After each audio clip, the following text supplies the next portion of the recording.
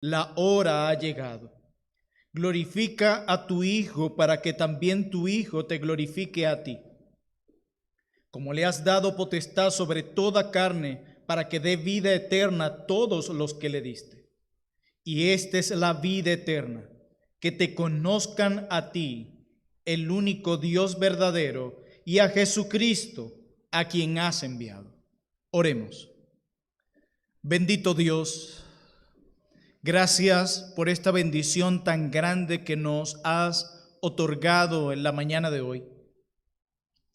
Al exponernos a las verdades gloriosas acerca de tu Hijo, como lo vimos en introducción a la Cristología, a permitirnos pensar bíblicamente sobre todo lo que hacemos y sucede en este mundo a través de la materia de cosmovisión bíblica. Y ahora permítenos apreciar aún más tu palabra y la predicación que te glorifica a ti a través de esta materia, predicación reformada, porque esta es la vida eterna, que te conozcamos verdaderamente. Oh bendito Padre, glorifícate en nosotros y a través de nosotros. Amén. Amén, mis hermanos. Hoy tenemos nuestra primera clase de la materia predicación reformada y puritana. En esta materia, básicamente, yo quiero que recordemos lo que es la predicación bíblica. Cuando me refiero a predicación reformada, estoy hablando de predicación bíblica, por la sencilla razón de que ésta se amolda completamente a la predicación apostólica y a lo que estos hombres dijeron de cómo debe ser la predicación bíblica.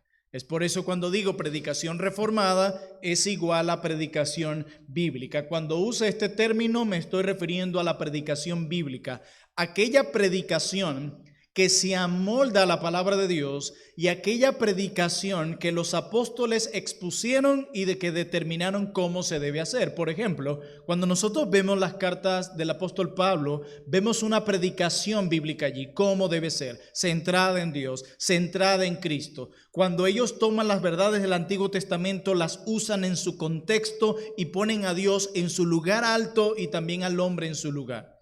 Y es la misma predicación que Pablo le dice a Timoteo, que debe ser fiel al texto, que debe predicar fielmente la palabra de Dios dentro y fuera de tiempo, trazarla correctamente, no añadirle ni restarle, etcétera, etcétera. Y vamos a enfatizar esto, ¿por qué? Porque es muy típico ver en la historia de la iglesia, especial en los tiempos de los reformados y puritanos, cómo esta predicación tuvo un lugar apropiado. Ciertamente nosotros vemos esta misma defensa de verdades en la predicación de los prerreformadores, pero vamos a poner mucho énfasis en los tiempos de la Reforma y los puritanos. De manera que si queremos tener entre nosotros una predicación bíblica, necesitamos mirar a la historia de la iglesia. Porque el Señor no comenzó a hablar ni a usar a su iglesia en el siglo XXI. El Señor viene usando a su iglesia a lo largo de los siglos. No hay nada nuevo debajo del sol. Solo queremos seguir siendo fieles a lo que nuestros hermanos fueron fieles. Y antes de entrarnos de lleno un poco a la predicación bíblica, hoy vamos a desarrollar un tema o a comenzar a desarrollar un tema que se titula predicación experimental. Así lo pueden colocar. Predicación experimental, lo vamos a ver en su primera parte. Hoy vamos a ver predicación experimental número 1. Y el próximo mes, en nuestra siguiente clase, predicación experimental, parte 2. Y la fuente del material que estoy usando es el libro de predicación reformada del Dr. Joel Beeke, a quien tuve el privilegio de conocer en un momento y escuchar acerca de su celo por las Escrituras y por su amor a la teología puritana. Y también estaré usando el libro de la valentía heroica de Lutero, escrito por el Dr. Steve Lawson. Esa va a ser la fuente de nuestros materiales y algunas otras ideas que el Señor traiga en el recorrido de esta clase. Y mi meta es que de aquí surjan predicadores, hombres que sean fieles al texto bíblico, hombres que sean fieles a la palabra, que no solamente la prediquen, sino que la modelen con sus vidas. Amén. Hermanos, hay dos errores que yo considero que nosotros debemos evitar cuando hablamos de predicación. Antes de decir lo que es la predicación experimental o reformada, es muy importante decirle lo que no es este tipo de predicación y lo que debemos evitar en nuestra predicación. Yo no sé si ustedes han oído ese tipo de predicaciones que llenan la cabeza pero no el corazón. Ese es uno de los errores que debemos evitar como predicadores y a los cuales debemos incentivar a nuestros pastores o líderes que eviten también. En este tipo de predicaciones que va a la mente pero no al corazón, nosotros podemos salir bien informados sobre una doctrina o sobre un texto bíblico, podemos salir muy bien educados, pero poco movidos por la gloria de Dios y hacer la voluntad de Dios. Y este tipo de predicaciones tenemos que rechazarla. Quizás es muy elocuente, quizás es muy precisa en sus argumentos, pero hermanos, tú ni yo somos movidos a la gloria de Dios y a hacer la voluntad de Dios. Esta clase de predicación que solo educa la mente y no el corazón debe ser rechazada por nosotros, completamente. Si lo que tú predicas o escuchas desde el púlpito de tu iglesia no te está moviendo a la gloria de Dios y a hacer su voluntad, hay un problema serio con eso. Pero hay otro tipo de predicación que nosotros debemos evitar. Y es ese tipo de predicación que al escucharla puede producir una especie de experiencia emotiva. La gente deja el servicio de adoración de manera entusiasmados, sintiéndose bien, e incluso lloraron. Y lo que terminamos viendo es un celo sin conocimiento, que es muy típico no solo entre los carismáticos, tú y yo también podemos caer en ese mismo error. De predicar un sermón bastante cariñoso, lo que yo he llamado la predicación romántica, pero no se profundiza en las verdades de Dios, es meramente emocional, salimos con celo y compasión, pero sin conocimiento ni entendimiento de las verdades de la palabra de Dios. Como decía un reformado, como el algodón de azúcar, esta predicación tiene mucho sabor, pero ningún valor nutricional. Es eso lo que sucede. Esto debe ser evitado. Y la mayor tragedia de estos dos abusos en la predicación, la que es meramente intelectual pero no nos mueve la gloria de Dios, y la que es meramente emocional que nos mueve a un celo sin conocimiento, el problema de estos dos abusos de la predicación es que cortan la conexión vital entre la verdad y el amor. La cortan, lo matan, lo separan. ¿Por qué este tipo de abusos corta la conexión entre la verdad y el amor? Porque una enfatiza la verdad y hace un lado el amor, y la otra sobreenfatiza el amor y hace un lado la verdad. Por eso ataca completamente esa conexión vital que debe haber entre la verdad y el amor. Acompáñeme a Efesios capítulo 4, versículo 15, porque de nada sirve lo que digamos aquí si no podemos ir a la palabra de Dios. Efesios capítulo 4, versículo 15.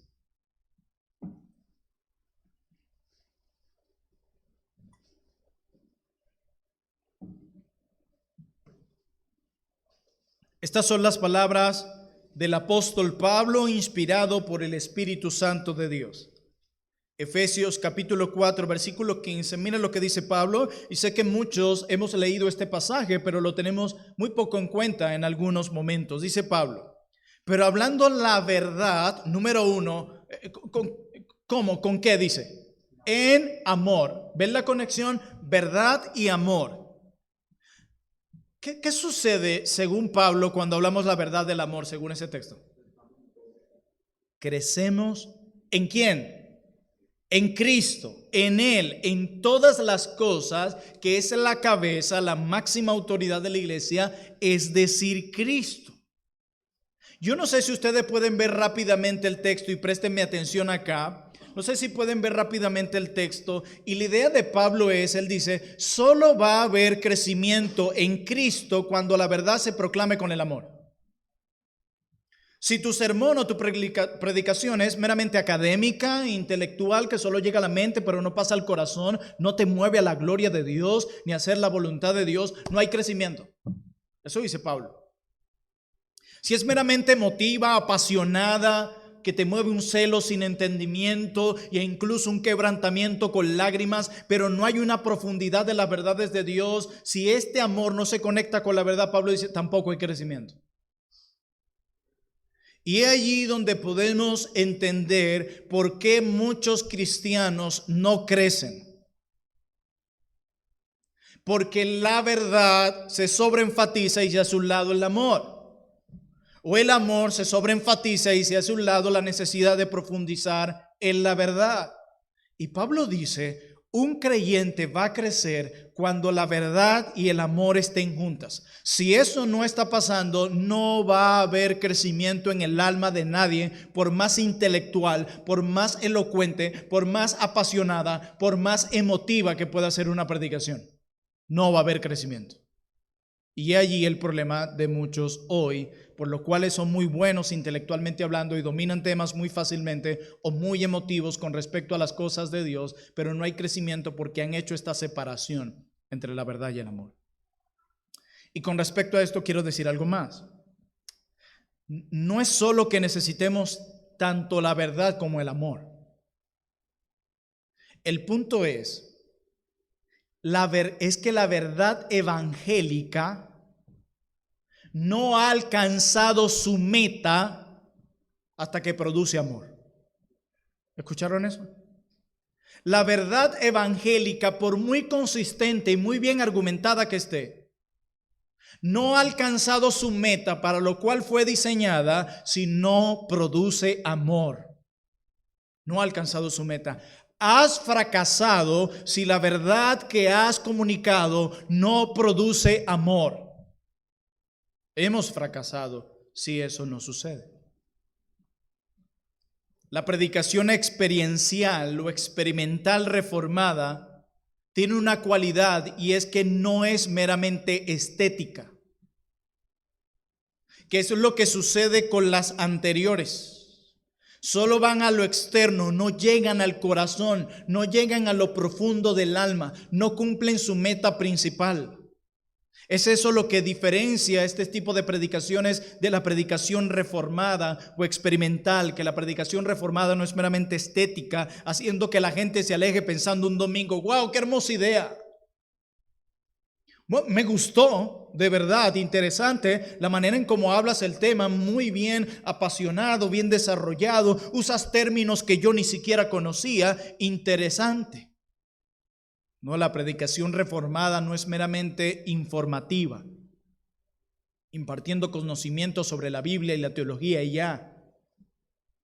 La predicación experimental o reformada no es meramente emocional, calentando corazones y produciendo sentimientos fuertes. No es meramente moralista, instruyendo y exhortando en lo que está bien y en lo que está mal. Todos estos elementos están presentes en la buena predicación, es verdad, pero ninguno de ellos es el corazón de la misma. Hermanos, la predicación experiencial reformada usa la verdad de las Escrituras para resplandecer la gloria de Dios en las profundidades del alma y llamar a la gente a vivir única y totalmente para Dios. Eso hace la predicación experiencial. Esta predicación nos rompe y nos rehace. Eso es lo que hace la predicación experiencial reformada, porque hace que resplandezca la gloria de Dios a través de las Escrituras, nos lleva hasta las profundidades del alma y llama a la gente a vivir única y totalmente para Dios. Eso hace. Por eso esta predicación es a la vez estimulante, pero al mismo tiempo humillante. Tal predicación nos lleva cara a cara con el Señor más glorioso, con el Señor más deleitoso del universo. Y también nos lleva cara a cara con nuestra profunda maldad. ¿Ven eso? Nos lleva a ver a Dios al rostro, ese Dios glorioso, deleitoso.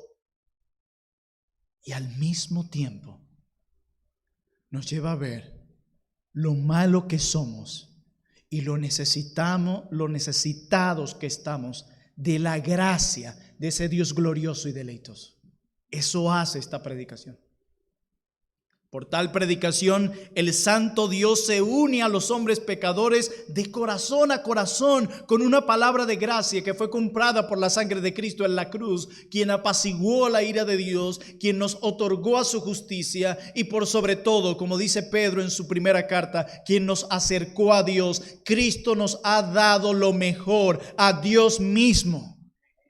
Es eso lo que hace que el evangelio sea una buena noticia. Nosotros creíamos que lo mejor era este estilo de vida, los placeres, el vivir una vida siendo nosotros mismos nuestros propios reyes, pero en el evangelio nos dicen, no, lo mejor que pueda haber en tu vida es Dios mismo, el dador de todo eso, el mayor supremo, el supremo deleite. Si todas estas cosas que legítimamente tenemos en el mundo son deleitosas, Dios debe ser más deleitoso porque Él las creó. Y el evangelio nos dice, yo te doy esto, te doy a Dios mismo. Porque si nos acercamos al evangelio solamente para evitar el castigo del infierno y todo lo demás, entonces, ok, ya lo obtuve, chao Dios. No, ciertamente Dios en Cristo nos libra de la ira divina, nos otorga el perdón de pecados, pero por sobre todo eso, nos vuelve a llevar donde todo se perdió, a Dios mismo. Nos vuelve a dar a Dios mismo. Ahora bien, seguimos formulando la pregunta. Entonces, ¿qué es la predicación experiencial reformada? Bueno, yo quiero que lo veamos desde diferentes ángulos y concluyamos con una definición. Y recuerde, vamos a ver esta clase en dos partes. Predicación experimental o experiencial reformada, número 1, y luego en nuestra próxima clase lo seguiremos desarrollando.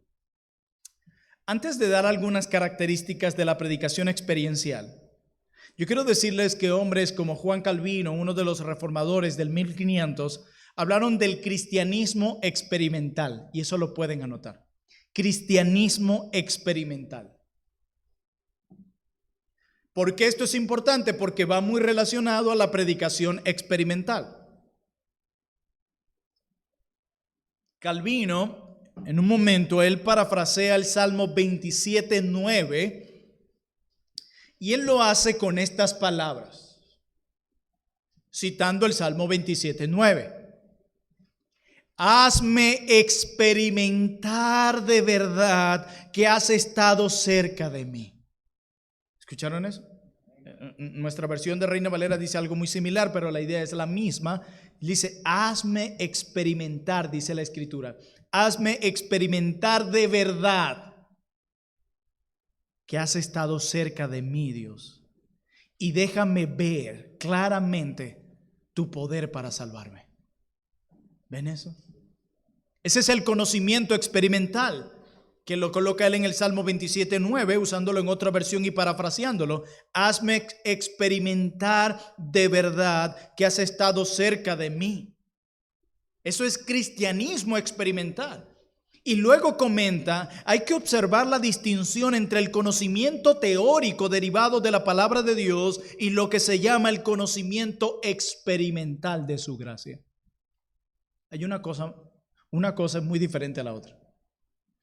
Tú puedes tener un conocimiento de Dios intelectualmente hablando, pero relacionalmente hablando, no conocer a Dios. Y eso es muy importante. La conversión no es conocer a Dios o las verdades acerca de Dios intelectualmente, únicamente. La verdad es necesaria, pero no debe quedar allí. De hecho, cuando experimentamos este conocimiento por su gracia en nuestra vida, es cuando Dios se hace presente en la operación. Pero primero hay que buscarlo en la palabra. Pero este punto es cuando Dios es experimentado en la vida misma del pecador que ha sido regenerado. Por lo tanto, Calvino creía que la verdad de las Escrituras es fundamental para el cristianismo. No podemos experimentar una relación con Dios fuera de su palabra. Es necesario. Nuestra primera necesidad es conocer a Dios en su palabra. No a través de YouTube o Facebook. A través de su palabra, en dependencia del poder del Espíritu de Dios. Sin embargo, mis amados hermanos, líderes, predicadores, pastores que están aquí, La verdad de las Escrituras debe ser experimentada en la forma de lo que los reformadores llamaron el cristianismo o el conocimiento experimental. Y es allí donde me temo que muchos hemos fracasado. Podemos hablar ciertas doctrinas de una manera impactante, pero estas no han sido experimentadas por nosotros. Por eso decidí que era necesario traer esta materia a nosotros quienes estamos aprendiendo a predicar expositivamente cada libro de la Biblia y aprendiendo teología sistemática, para que no nos olvidemos que de nada sirve si esas verdades no son experimentadas en nuestra vida. Los puritanos usaban este mismo lenguaje.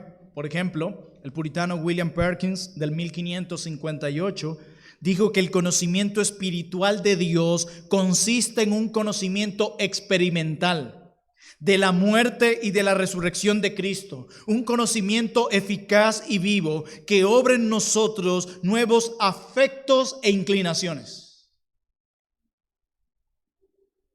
Se puede hablar muy bien de las doctrinas de la gracia y no ser lleno de esa gracia que tienen las doctrinas de la gracia. Se puede hablar del perdón desde el púlpito o entre conversaciones con mucha pasión y elocuencia, y nosotros ser unos duros en perdonar, y nuestra característica es, o nuestro comportamiento habitual es el rencor. Se puede parar uno aquí a hablar del matrimonio y tener el hogar vuelto un desastre. Se puede hablar de la pureza y estar sumergido en la inmoralidad.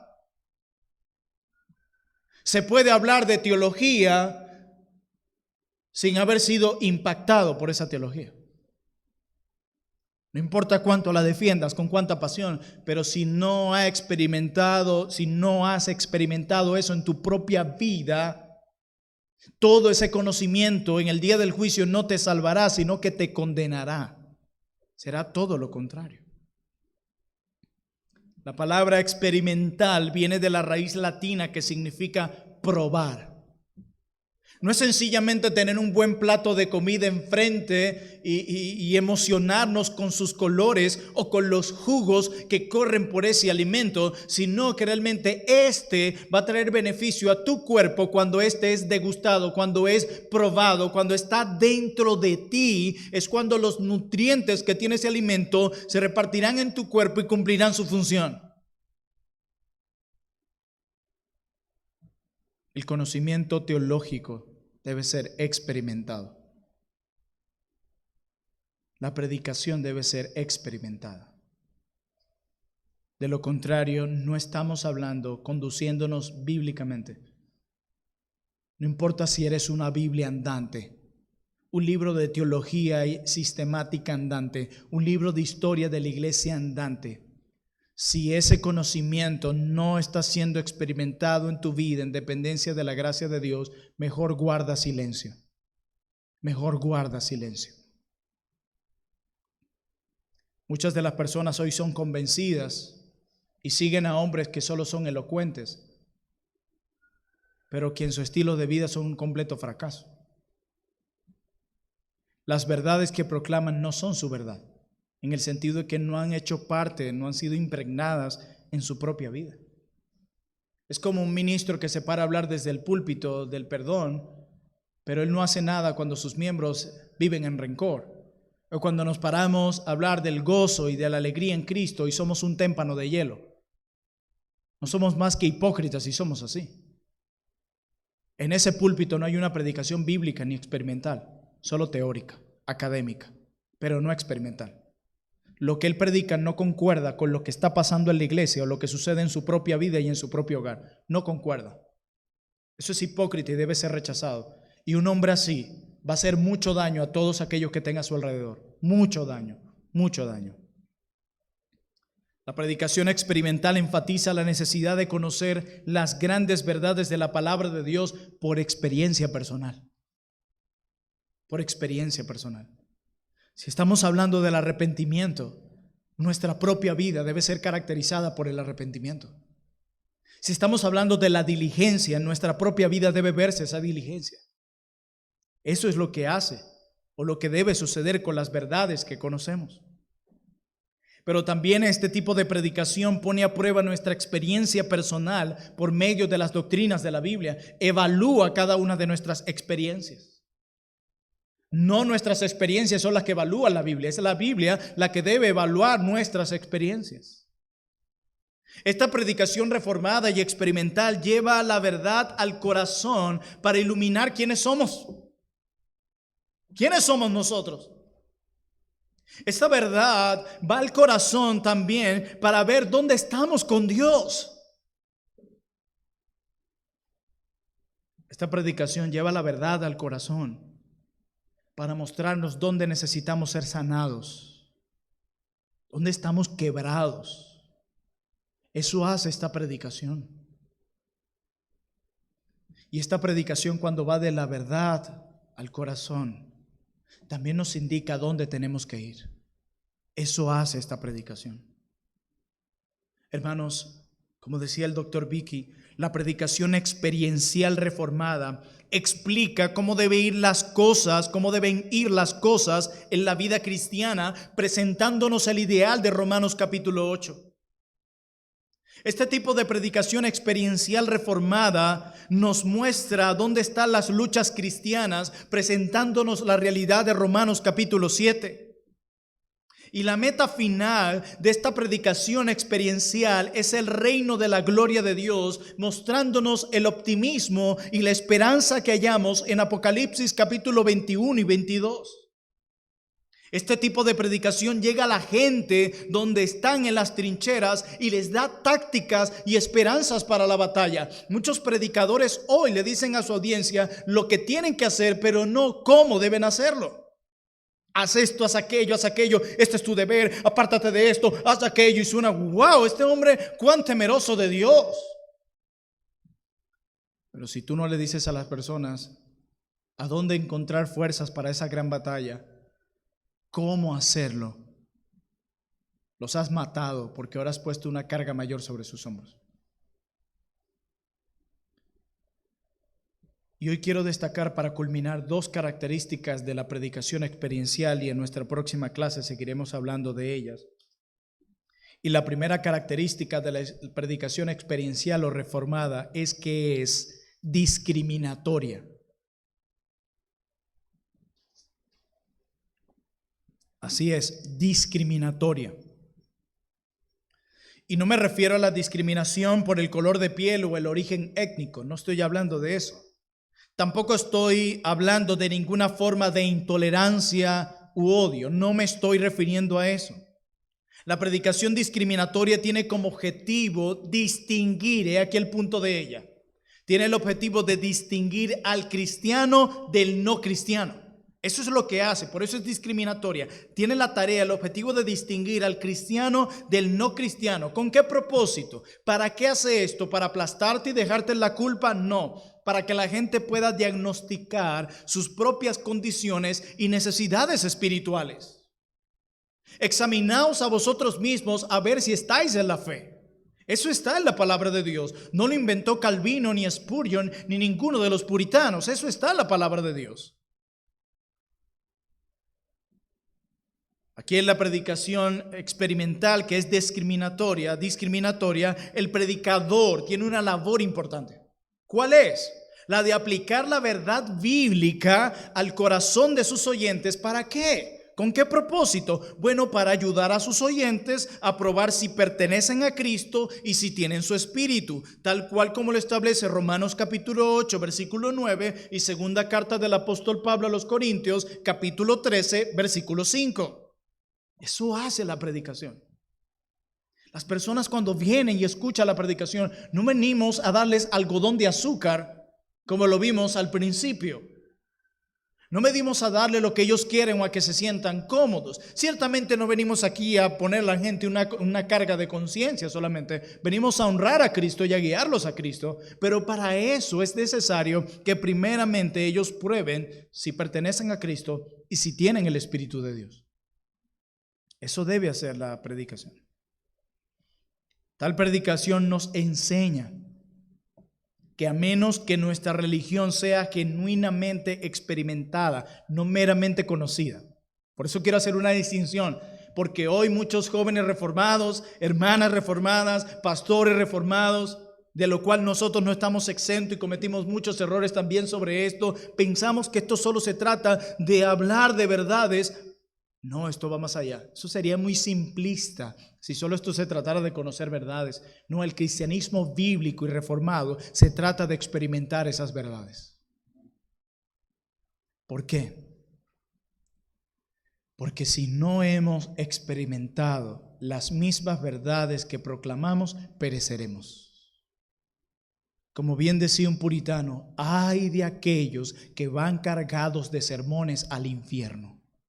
Ay de aquellos. El infierno también estará lleno de buenos teólogos, que en donde las verdades que aprendieron solo se quedaron aquí, no fueron experimentados en su propia vida.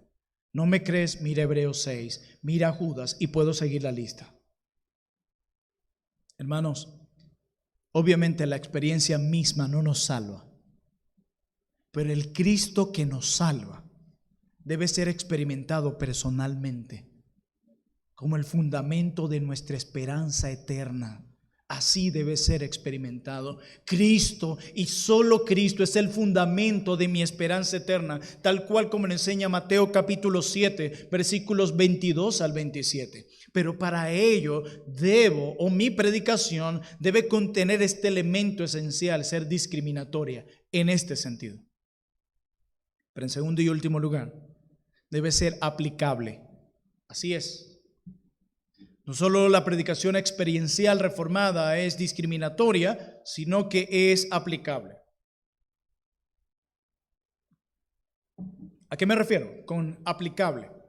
Me refiero a que una predicación bíblica y reformada es una predicación donde se aplica el texto que se ha expuesto en su contexto a todos los aspectos de la vida del oyente. Cada aspecto de la vida. Es como aterrizar el avión. Ok, ya yo entiendo eso lo que significó para ellos. Ya yo entiendo cómo esto me permite entender y comprender mejor el evangelio. Ahora, ¿cómo aplico eso a mi corazón? ¿Cómo lo hace? Promoviendo una religión que no es solo una forma de piedad, sino también el poder de Dios obrando en ese pecador regenerado. Tal cual como lo declara segunda carta de Pablo a Timoteo, capítulo 3, versículo 15. Cuando aplicamos esas verdades, estamos mostrando una religión que no es solo una forma de piedad, no, es el poder de Dios obrando en ese pecador. Eso es lo que hacemos cuando guiamos a la gente a vivir para la gloria de Dios y movidos a hacer la voluntad de Dios, porque eso no es algo que producimos nosotros. Mire, el orgullo es natural en nosotros. El egoísmo es natural en nosotros. El rencor es natural en nosotros. La piedad no es algo natural en nosotros. La fe no es algo natural en nosotros. El gozo no es algo natural en nosotros. Por eso cuando nosotros mostramos este estilo de vida, estamos mostrando es el poder de Dios obrando en ese pecador. Es eso lo que hacemos. Como lo dijo el puritano Robert Burns en el año 1789, él hablando acerca de este punto, escribe lo siguiente: el cristianismo no solo debe ser conocido, sino que debe ser comprendido y creído. Pero también el cristianismo debe ser sentido, disfrutado, me encanta esto, y aplicado en la práctica. Eso debe ser el cristianismo. Si tu cristianismo solo es conocido, comprendido intelectualmente, pero no es disfrutado, pero no es sentido y no es aplicado a la vida práctica, estamos hablando de otra cosa, pero eso no es cristianismo bíblico. Es eso lo que hace la aplicación. No para que intentemos hacer las cosas en nuestras propias fuerzas, sino para que recordemos lo que segunda de Pedro capítulo 1 dice, que ahora en Cristo se nos ha concedido todo lo que necesitamos para vivir una vida piadosa. El poder de Dios, la gracia de Dios obrando en ti y en mí. Por eso que aún en nuestra santificación podemos decir solo a Dios la gloria. Es por esa razón. Miren, hermanos, consideremos el ejemplo de Pablo, un hombre que Dios usó grandemente. Pablo nunca se contentaba con declarar la verdad, únicamente. Así que podía escribir a los tesalonicenses, como bien lo dijo, de que su evangelio no vino a ustedes. Dice, mi evangelio no vino a vosotros solo de palabra. A mí me encanta eso. Sino también de poder. ¿Cuál poder? El que había obrado en su propia vida, había transformado su propia vida y estaba transformando su propia vida. Y dice, en poder y en el Espíritu Santo y con mucha seguridad. Primera Tesalonicenses capítulo 1, versículo 5. El problema de muchos hoy es que el evangelio solo está viniendo en palabras. Y ya. Quedó ahí. Eso tiene que cambiar. Para usar el lenguaje de otro puritano que es Richard Baxter, él decía, Pablo quería atornillar la verdad en los corazones y en las mentes de los hombres y mujeres. Él no quería sencillamente que quedara en la mente de ellos y que pudieran definir precisamente una doctrina. Muy bien, esta es la doctrina del evangelio. Muy bien, esta es la doctrina de la depravación total. Ahora ustedes la aprendieron. Ahora vamos a hacer una prueba. Comuníquenla con la misma presión y con la misma exactitud. No, ese no era el enfoque único del apóstol, sino que esa verdad fuera atornillada en el corazón. ¿Cómo la depravación total puede producir gozo en mi vida? ¿Cómo el llamamiento eficaz puede llenar de gozo mi corazón en medio de las tribulaciones?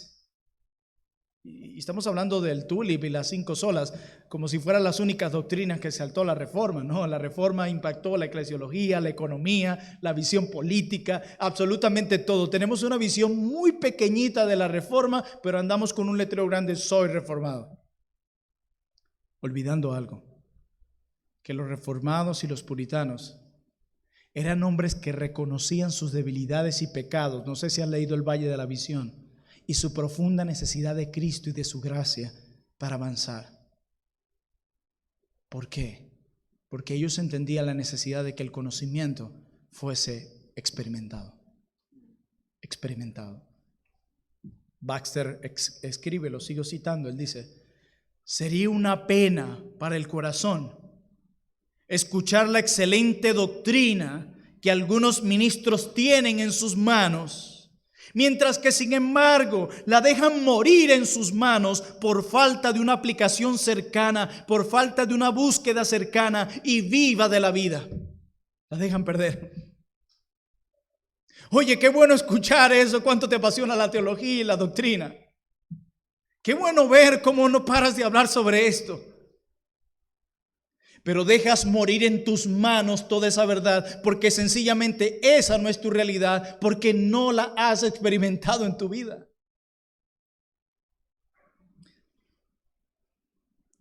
Ojalá se pudiera decir de la predicación de más predicadores hoy lo que se podía decir de la predicación de Jonathan Edwards.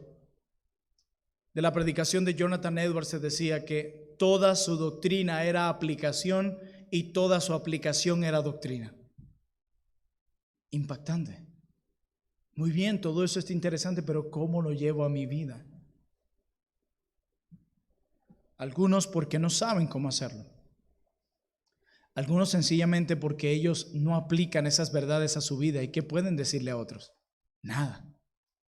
Pero es necesario. Quiera Dios que en nuestras predicaciones toda doctrina sea aplicación y toda aplicación sea doctrina. Miren, de hecho, la aplicación era el mayor énfasis de la predicación experiencial o reformada. Ellos le daban más énfasis a la aplicación que al punto discriminatorio. Le daban más énfasis a este punto, mucho más. Hermanos, tenemos que ser honestos. Para recibir la gracia de Dios y cambiar, es necesario en primer lugar ser honesto. Y tenemos que saber y reconocer que muchos predicadores se quedan cortos en esta área. Han sido entrenados para ser buenos expositores, pero no han sido entrenados en el salón de clases o por el Espíritu Santo para llevar la verdad al corazón. Vienen muy bien, sí, texto, contexto, aplicación, sí, pero cuando ya llegue el momento de traer eso al corazón de su audiencia, se quedan cortos. Y yo no creo como muchos que dicen, bueno, la aplicación se deja al Espíritu Santo. El Espíritu Santo aplica la verdad al corazón, pero usa instrumentos como nosotros para hacer esa labor. Tenemos que aplicar el sermón. Miren, como se ha dicho a menudo de Juan el Bautista, de su predicación en general, Herodes lo escuchaba con alegría. Yo no sé si lo ha leído en la Biblia, eso no lo dijo Calvino ni Spurgeon, la Biblia. Cuando él predicaba de manera general, Herodes lo escuchaba con mucha atención. Pero cuando Juan el Bautista cuando aplicó esa predicación particularmente, criticando la relación adúltera de Herodes con la esposa de su hermano, ¿qué pasó a Juan? Perdió su cabeza. Marcos capítulo 6, versos 14 al 29 dice eso. Porque el ser aplicativo, llevar esas verdades al corazón y a tu propio corazón te costará. Te costará. Esa es la realidad. Entonces, mis amados hermanos, la predicación experiencial enseña que la fe cristiana debe ser experimentada. No sencillamente conocida, debe ser experimentada. Hermanos míos, queremos formar aquí predicadores que realmente puedan experimentar lo que predican y lo que conocen. No te conviertas en un fariseo, en un hipócrita. Repito, todo ese conocimiento no te salvará, al final te condenará, será peor para ti, porque a quien más se le da, más se le va a demandar. La predicación experiencial enseña que la fe cristiana debe ser saboreada, que la fe cristiana debe ser vivida a través del poder salvador del Espíritu Santo. No en tus fuerzas, a través del poder salvador del Espíritu Santo. Esta predicación experiencial y reformada enseña que Cristo, la palabra viviente, como lo enseña Juan capítulo 1, verso 1, y la encarnación misma de la verdad, debe ser conocido y abrazado experiencialmente. Así es. Sencillamente, yo conozco a Cristo, yo he experimentado a Cristo, yo me he deleitado en Cristo. Eso es lo que debe pasar con nuestras ovejas y con cada uno de nosotros. Es por eso que la predicación experiencial y reformada proclama la necesidad de que los pecadores experimenten a Dios en la persona de su Hijo. Acompáñenme a Juan 17:3 de nuevo.